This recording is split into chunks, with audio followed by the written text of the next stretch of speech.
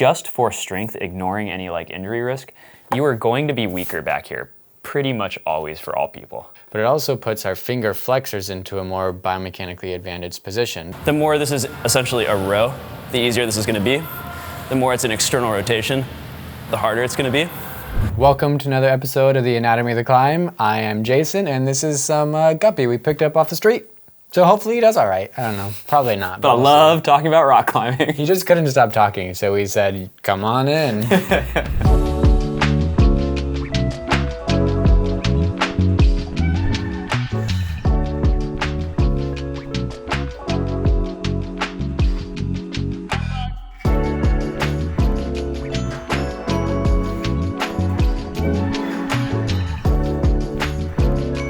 Come on. Keep it tight.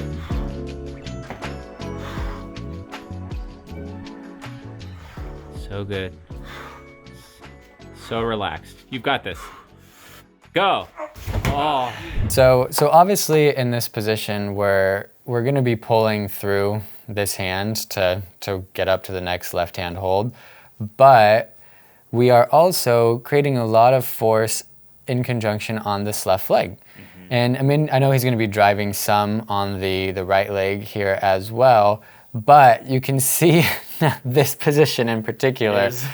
Now we're pretty heinously externally rotated. Yeah. And this is that situation where, especially now, if you don't have the external rotation mobility at the hip, that's where we're going to get our bad time, or we're going to have a bad time, I should say, at that knee. Yeah. So he has the mobility to do that position, but if not, that's where that would, if he was loading that leg quite a bit, that's where that would. Because this is also relatively dynamic, so you're kind of like lurching into that exposed position. So it's like, clearly it can be fine, but you probably want to make sure that it is before you just go for it. Yeah, it's also going to, if you think about the position of the leg here, it's in his body weight. If he's driving down, then that force is going to put a lot where it's going to want to irritate that LCL, or that lateral collateral ligament.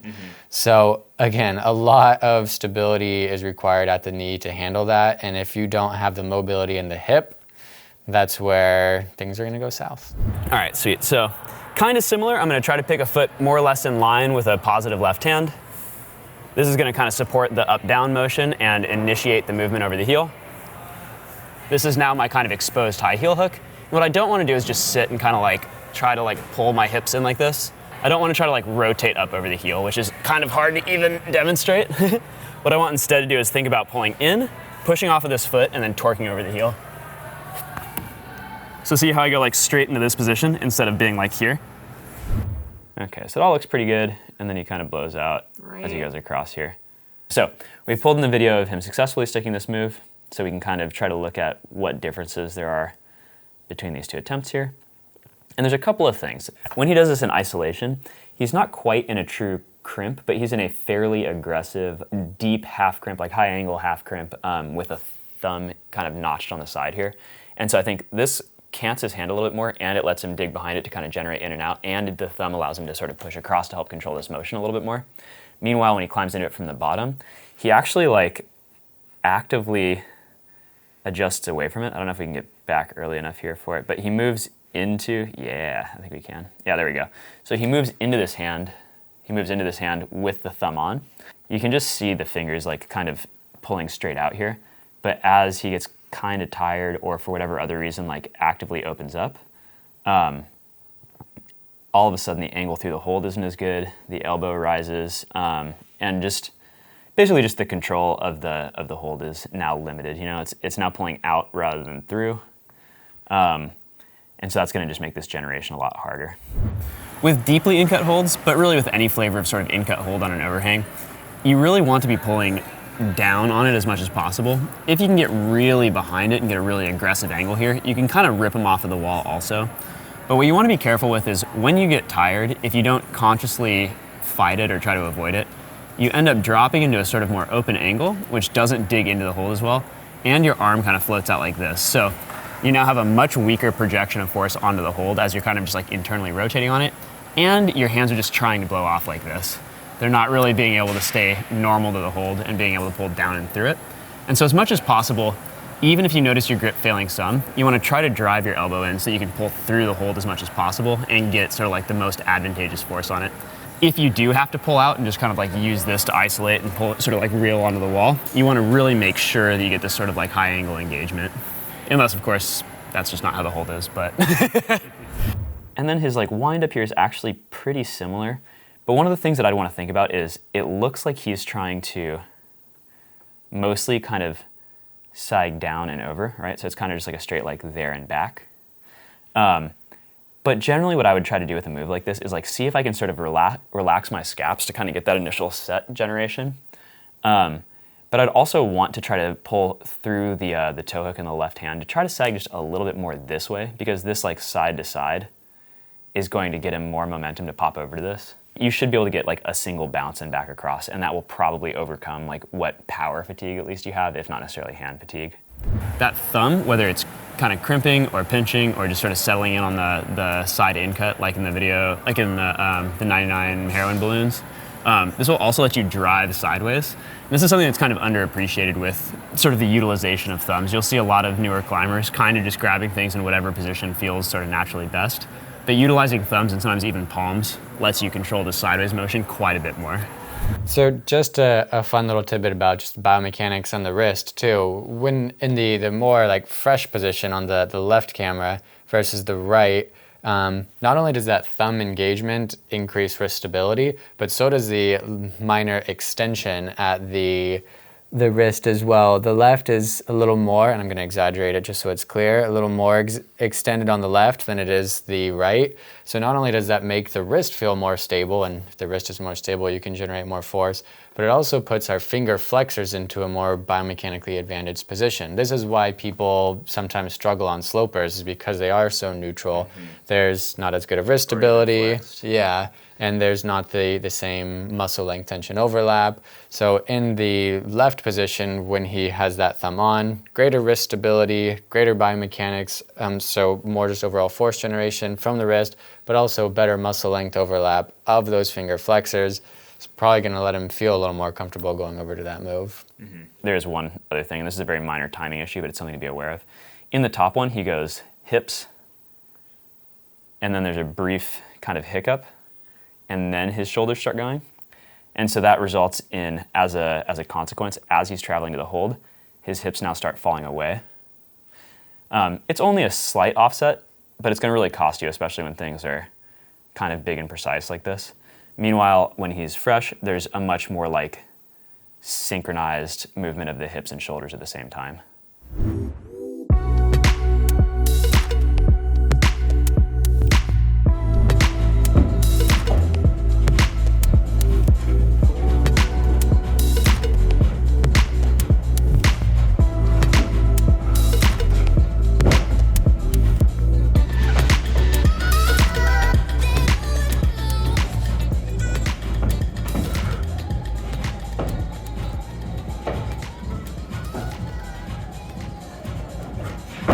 She readjusts, she readjusts. Yeah. So there's a lot of readjustment, and while sometimes that is necessary because your body may change position as you change on the hold, and that's necessary, there also seems to be some unnecessary adjustments that she's performing.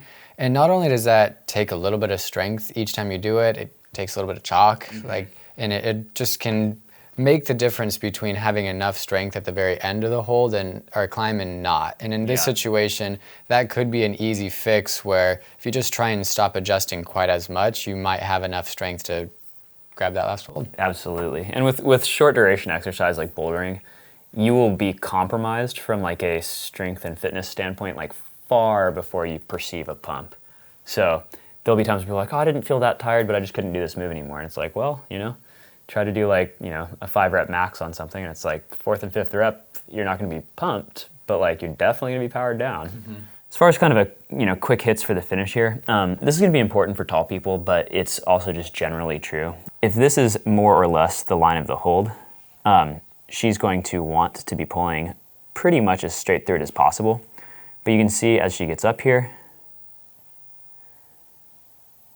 not terrible, but she's in a line that's definitely pulling kind of along the hold more than straight through it. She's sort of standing on these things, right? And they're both slanty feet. And so you'd really, with these as well, like to be pushing through them more. And so all of that just kind of suggests that she wants to be in a position like a little bit more sort of up and over here so that she can press into the feet, press into the feet in a slightly more perpendicular way while also pulling through the hold in a slightly more perpendicular way. So I think that for the way that she's climbed this, that would be the easiest option. If she were to match feet on this thing and then kind of go like left heel probably up here realistically, but you have kind of a choice. So that would get you a right foot here, a left heel there, and that would all just kind of drive her into this hold. So those are a few options. If we channel the combination of rocking over a heel hook, getting into the like non-vertical plumb line, and choosing a heel that you can stomp on as well as pull with, then we can maybe sort of make this work. So you hit this, you're in a bad line. You're kind of sliding along it. Don't like that. We get up on this heel, but we're initially toes up. As we set up underneath it, now I'm pulling straight through this. Super easy match. Because I have to reach up and be exposed to the shoulder this way, it forces me to control the lower position and have enough flexibility to get in to kind of create that opposition. However, even though it might be a little bit more powerful or bigger, if I just cross, I'm going to be in a much more logical place to be kind of free to move around and kind of find that line. See how I'm just immediately in this kind of frame?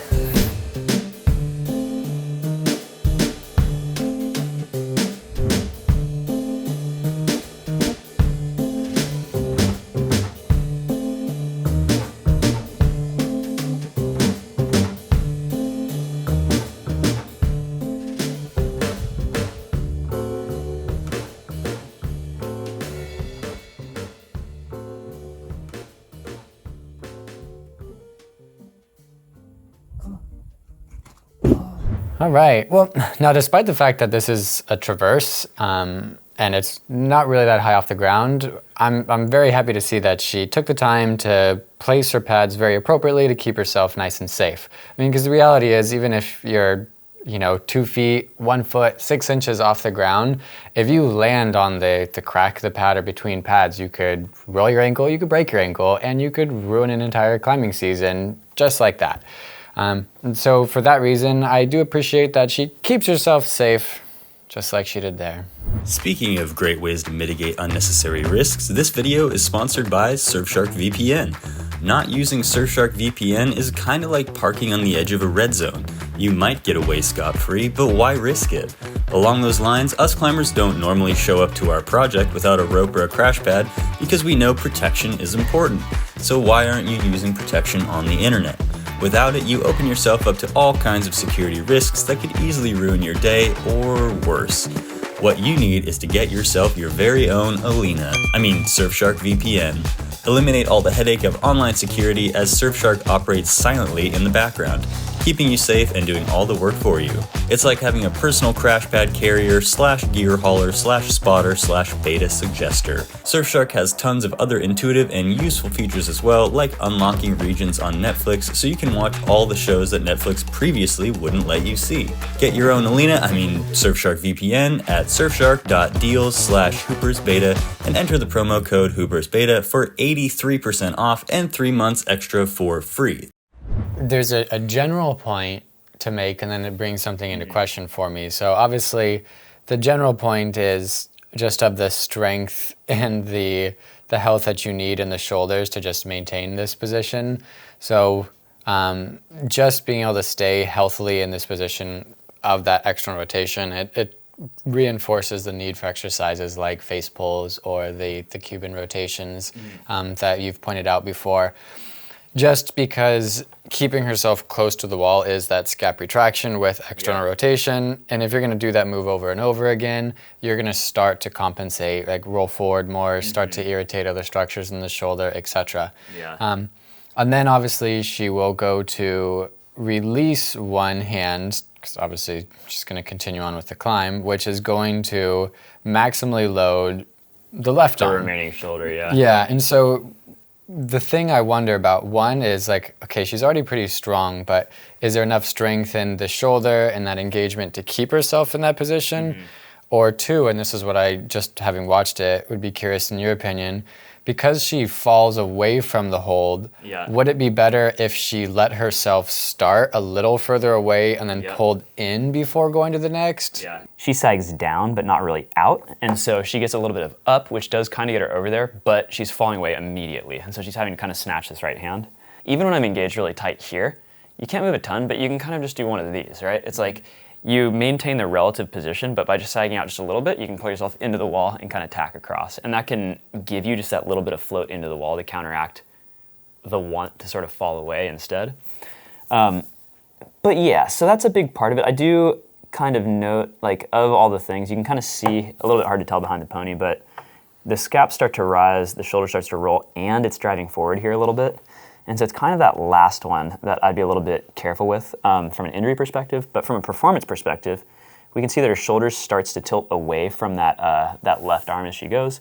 Just for strength, ignoring any like injury risk, you are going to be weaker back here pretty much always for all people. So it is useful sometimes, especially as you maneuver feet, to pull into the wall and stay like as kind of tight in as possible. But when you're actually moving and generating and controlling, you want to be set in the scapula and you want to be generally slightly facing the hand that's going to control the pop. Almost always. You know, there are exceptions, of course, but. So one of the things we noted in the analysis here is how Ashley gets kind of high in the shoulders, but also really isolates and tries to sort of lock off the left hand, it appears. And so that's somewhat supported by the stem in the feet, but as soon as you let go of the right hand, it gets really isolated here and your body's trying to fall away from the wall. So it's a little weaker and a little bit more possibly risky than it could be, but it just makes it really hard to control this motion because as soon as I take this off, I lose opposition between hand and Gaston and I kind of fall away.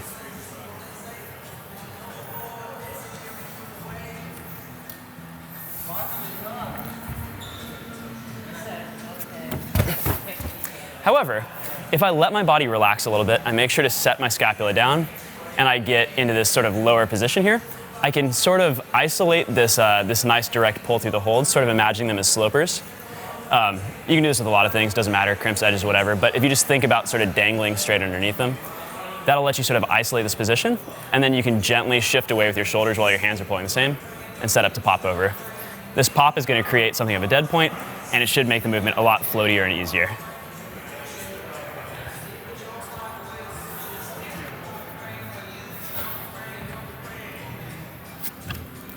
Briefly, just wanted to mention this position of the scapula itself. So right off the bat, most people are going to assume that this is bad, bad, bad. This is a weakness of the muscles. This is instability. This is going to cause injury, etc. While some of that has merit, of course, it also goes to say that sometimes that's just the position the shoulder has to be in. So she's internally rotating slightly or anteriorly tilting the shoulder forward to accommodate the hold. And as long as that's not something that's done like with every single move, like over and over, it's not inherently a terrible position. But if I knew her and if I saw her doing this all the time, or if she had told me she had some shoulder pain or discomfort, then this would definitely be something I would look towards addressing. And that's when I would try and see if there was weakness in the serratus anterior, or if it was just a coordination thing, if she's not getting good activation of the mid or lower trap in these externally rotated positions, which is forcing her to anteriorly tilt. Mm-hmm. That makes sense. I guess also just a quick note, sort of like the more extended you are in these positions, sort of the higher risk it is, as you just have a much greater force multiplier and a lower degree of kind of control over it. So, you know, don't necessarily need to panic about any of these, but if you have that kind of stuff happening and you're extended and you have no support foot and you're just like loaded up on an opposing thing, sort of in like a full body iron cross kind of position, that would be a time to not do that, I would say. Mm-hmm. Now that we've been talking about a variety of sort of scapular engagement and positioning with the plumber's crack video, and I know that scapular engagement is kind of a favorite topic of this channel in general, so it reminds me of an exercise that I don't program super often, but is really useful from time to time, especially as you find yourself kind of pushing yourself harder on steeper terrain. A lot of people who are new to steeper bouldering especially, or who are starting to train and becoming more capable of trying harder, more extended positions on overhangs may find this to be useful, especially if you notice that you're feeling any kind of like pressure or your shoulder feels like a little out of control, low awareness, bobbling, like any sensation of just kind of like kind of pressure or lack of control on an overhang.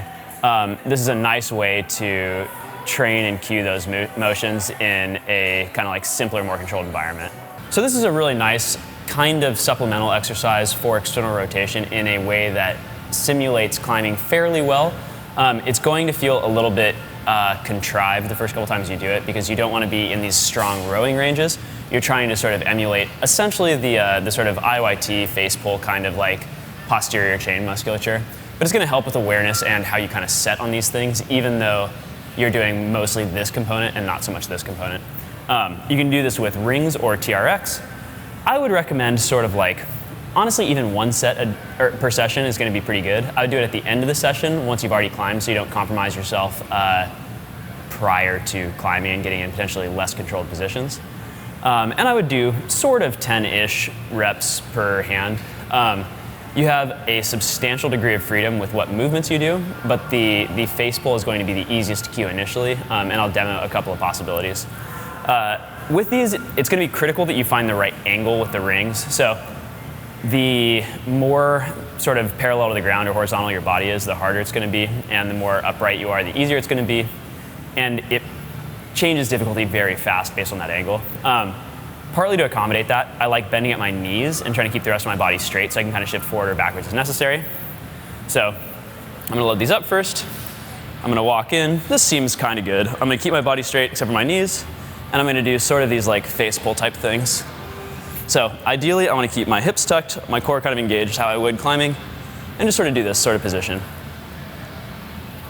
Try if you can to avoid rib flare, but it's really just bringing awareness to all this, and so there's not a super wrong answer as long as it's not feeling bad in your shoulders.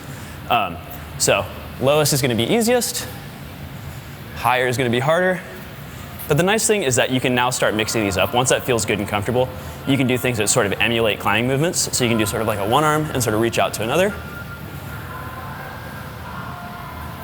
The more this is essentially a row, the easier this is going to be. The more it's an external rotation, the harder it's going to be. And then finally, if that all feels good, you can start playing with slightly more compromised positions, like kind of coming in and going into sort of a lock-off position. Now you can kind of shift which arm you're sort of loading, and this will let you sort of experiment with just the physical portion of kind of isolated shoulder moves without the added complexity of the footwork and fingers and things.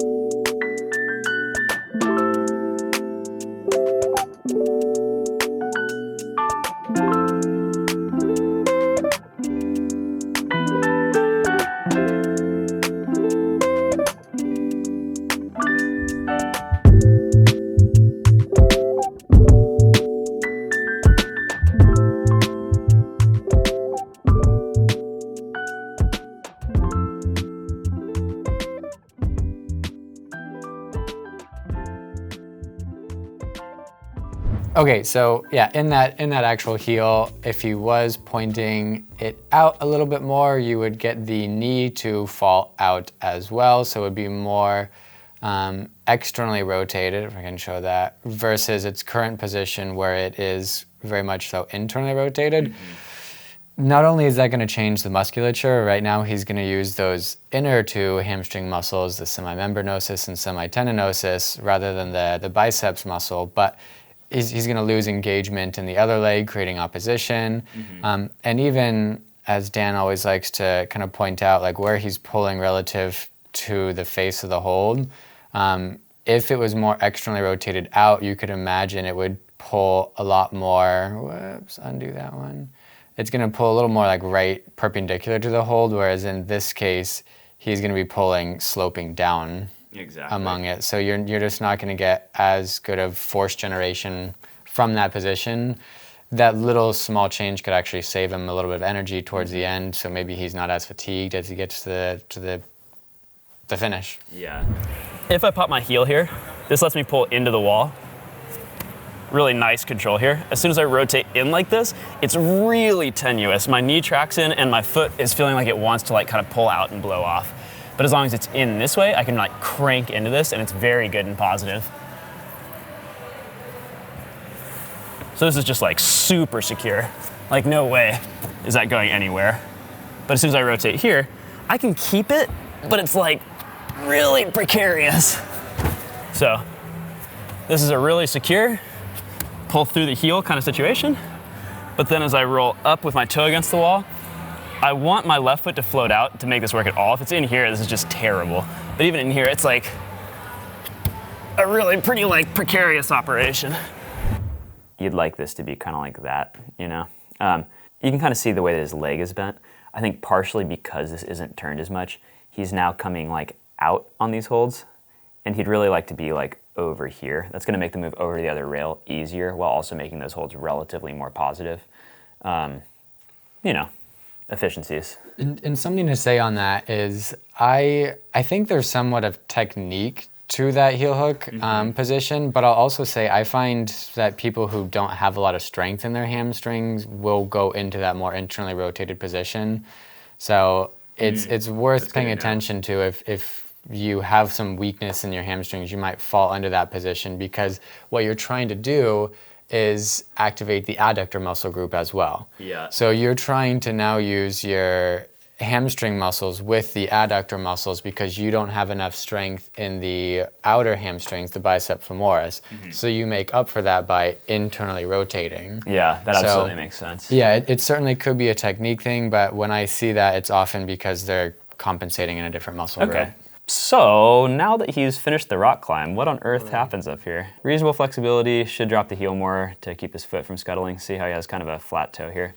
So sometimes there's merit to pointing your toe, sometimes you want to drop the heel. There are definitely times for both, but I would say if you're not sure, generally dropping your heel is the right way to go. And so you can kind of see as he kind of steps up here, it's like it kind of just skitters off. So the more you drop your heel and like kind of actively press into the rock, the harder it is for your foot to cut. You trade a little bit of extra strength for generally reliability and stability there. So he starts to stand and it just kind of, you know, it sort of works, but that's just not a super engaged position there. Now this is good as well, but you see how I think he's probably getting a little bit tired, but also his feet aren't set in a way to like really like drive him through here. So he's in a relatively good position, but if he could find something, you know, possibly a lower left foot, like kind of through here somewhere, or like something relatively low to kind of brace through there, he could get his right foot up on the shelf here and use that to kind of like stand and press through. But this is getting into low enough angle terrain that something that's really important is generally like anything can happen on a flash go. Try to visualize, try to be careful. But once you have not sent on a flash go, it's generally a good idea to try to work the top out in like as brief an isolation as you can. Like don't climb into it, don't, you know, start as high as you can reach, figure out the top out. If it's super easy, great. If not, do it a couple of times. Because that's just where everybody drops everything always, you know? It's like you get to the end, you're not positive what you're doing, you're kind of pumped, you're a little inefficient, and you end up blowing things that otherwise should have been in the bag. And so almost as like an end stage warm up, it's really good to kind of like make sure that you have the top out styled.